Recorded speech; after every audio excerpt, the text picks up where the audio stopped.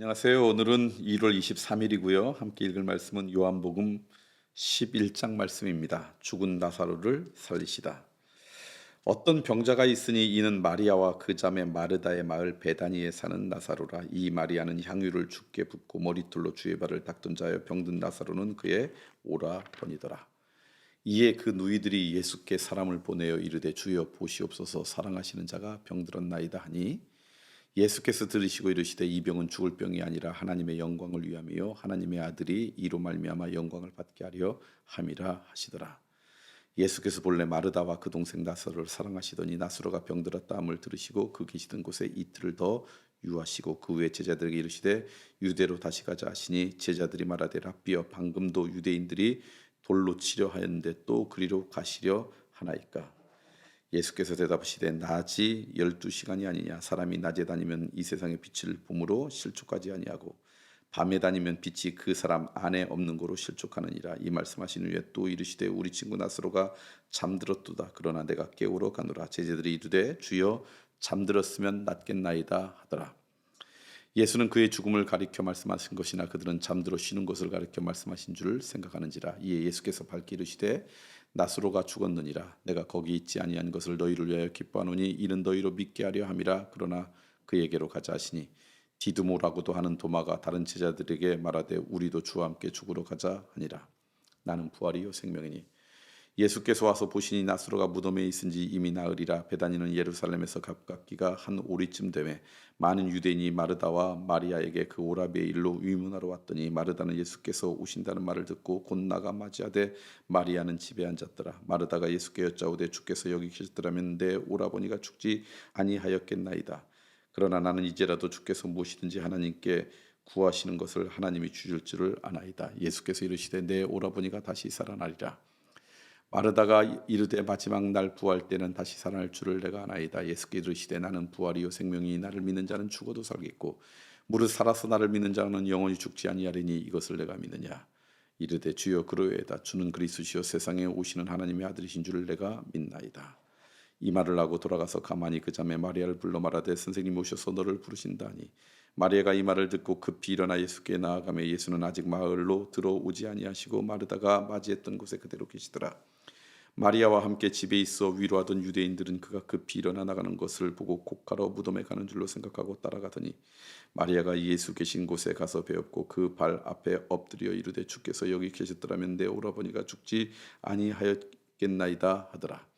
예수께서 그가 우는 것과 또 함께 온 유대인들이 우는 것을 보시고 심령에 비통히 여기시고 불쌍히 여기사 이르시되 그를 어디 두었느냐. 이르되 주여 와서 보옵소서 하니 예수께서 눈물을 흘리시더라. 이에 유대인들이 말하되 보라 그를 얼마나 사랑하셨는가 하며 그중 어떤 이는 말하되 맹인의 눈을 뜨게 한 이 사람이 그 사람을 죽지 않게 할 수 없었더냐 하더라. 이에 예수께서 다시 속으로 비통히 여기시며 무덤에 가시니 무덤이 굴이라 돌로 막았거늘 예수께서 이르시되 돌을 옮겨 놓으라 하시니 그 죽은 자의 누이 마르다가 이르되 주여 죽은 지가 나흘이 되었음에 벌써 냄새가 나나이다.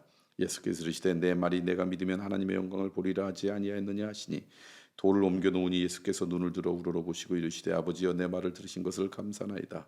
항상 내 말을 들으시는 줄을 내가 알았나이다. 그러나 이 말씀 하옵는 것은 둘러선 무리를 위함이니 곧 아버지께서 나를 보내신 것을 그들로 믿게 하려 함이니이다. 이 말씀하시고 큰 소리로 나사로야 나오라 부르시니 죽은 자가 수족을 배로 동인 채로 나오는데 그 얼굴은 수건에 쌓였더라. 예수께서 이르시되 풀어놓아 다니게 하라 하시니라. 예수를 죽이려고 모의하다. 마리아에게 와서 예수께서 하신 일을 본 많은 유대인이 그를 믿었으나 그 중에 어떤 자는 바리새인들에게 가서 예수께서 하신 일을 알리리라. 이에 대제사장과 바리새인들이 공회를 모으고 이르되 이 사람이 많은 표적을 행하니 우리가 어떻게 하겠느냐. 만일 그를 이대로 두면 모든 사람이 그를 믿을 것이요 그리고 로마인들이 와서 우리 땅과 민족을 빼앗아 가리라 하니 그 중에 한 사람 그 해의 대제사장인 가야바가 그들에게 말하되 너희가 아무것도 알지 못하는도다. 한 사람이 백성을 위하여 죽어서 온 민족이 망하지 않게 되는 것이 너희에게 유익한 줄을 생각하지 아니하는도다 하였으니 이 말은 스스로 함이 아니요 그 해 대제사장이므로 예수께서 그 민족을 위하시고 또 그 민족만 위할 뿐 아니라 흩어진 하나님의 자녀를 모아 하나가 되게 하기 위하여 죽으실 것을 미리 말함이로라. 이날부터는 그들이 예수를 죽이려고 모의하니라. 그러므로 예수께서 다시 유대인 가운데 드러나게 다니시지 아니하시고 거기를 떠나 빈들 가까운 곳인 에브라임이라는 동네에 가서 제자들과 함께 거기 머무시느니라. 유대인의 유월절이 가까움에 많은 사람이 자기를 성결하게 하기 위하여 유월절 전에 시골에서 예루살렘으로 올라갔더니 그들이 예수를 찾으며 성전에 서서 서로 말하되 너희 생각에는 어떠하냐 그가 명절에 오지 아니하겠느냐 하니 이는 대제사장과 바리새인들이 누구든지 예수 있는 곳을 알거든 신고하여 잡게 하라 명령하였음이라. 아멘. 오늘 말씀 여러분과 함께 읽었던 말씀은 요한복음 11장 말씀입니다. 하나는 죽은 나사로를 살리신 말씀에 대한 말씀이죠. 첫 번째 나오는 말씀이 이거예요. 예수님께서 유대로 가자 그랬더니 제자들이 반대해요. 왜냐 그랬더니 방금 유대인들이 돌로 치려 하였는데 또 그리로 가시려나이까. 그것이 위험하다는 것이죠. 그곳에 여전히 예수님을 위해서 살기 등등한 사람이 있다는 것이죠. 그때 예수님께서 그 말을 듣고 그곳에 안 가는 것이 아니라 그럼에도 불구하고 그곳에 가죠. 무슨 얘기냐면요. 상황과 환경이 어렵고 힘들어도 믿음의 사람들이 가야 될 곳이 있다면 그곳에 발걸음을 옮기는 것이 예수님이 하셨던 일이라는 거죠.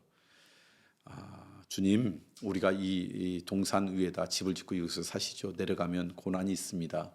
핍박이 있을 것입니다. 그때 예수님께서 그래 이곳에서 동산을 짓고 이 동산에 운막을 짓고 우리가 살자 그러지 않고 고난과 고통과 아픔이 있는 곳에 내려가셨어요. 그게 예수님의 삶의 모습이었어요. 그리스도의 복음이 있는 곳, 하나님의 역사가 있는 곳이라고 하면 어떤 환경 가운데서 발걸음을 옮기는 인생, 그게 바로 오늘 우리가 돼야 되지 않을까. 하나님이 주신 말씀과 그 은혜 가운데 살아가는 것이 교회 안에서만이 아니라 그게 가정이든 직장이든 그것이 어느 곳이든 오히려 그리스도인답게 살아가지 못하도록 우리를 안타깝게 만드는 환경이라 할지라도 그것에 복음의 능력을 믿고 나아가는 믿음의 결단이 우리 가운데 필요하지 않을까. 그게 오늘 말씀이고요. 그리고 예수님께서 이렇게 말씀하셨어요. 나는 부활이요 생명이니 나를 믿는 자는 죽어도 살겠고 무릇 살아서 나를 믿는 자는 영원히 죽지 아니하니 이것을 내가 믿느냐. 우리가 예수님을 믿는다는 것은 바로 이걸 믿는 거예요. 예수님을 믿는다는 건 다른 게 아니라 예수님이 부활이요 생명이니 예수님을 내가 믿으면 영원히 살 수 있습니다. 주님의 품 안에 거할 수 있습니다. 단순히 우리의 육체가 영원히 산다는 게 아니라 우리 육체는 이 땅 가운데 떠날지 모르지만 우리의 영혼이 주님의 품 안에서 영원한 안식을 누릴 것입니다. 이 믿음 가운데 살아가는 것, 이게 믿음이 있다는 것이죠. 저는 이 믿음이 우리 가운데 있기를 소망합니다.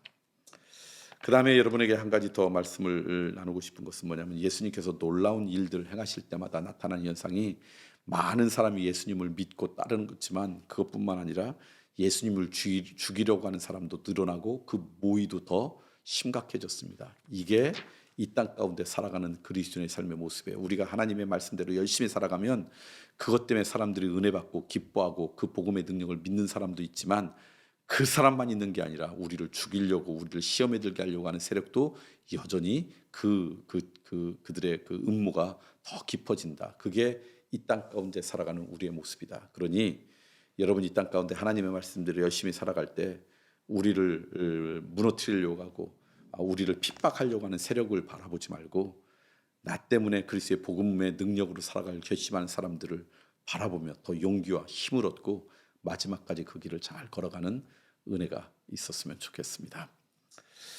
자, 오늘 우리 교회를 위해서 기도할 말씀 것이 무엇일까? 우리 목요일 날인데요. 오늘은요.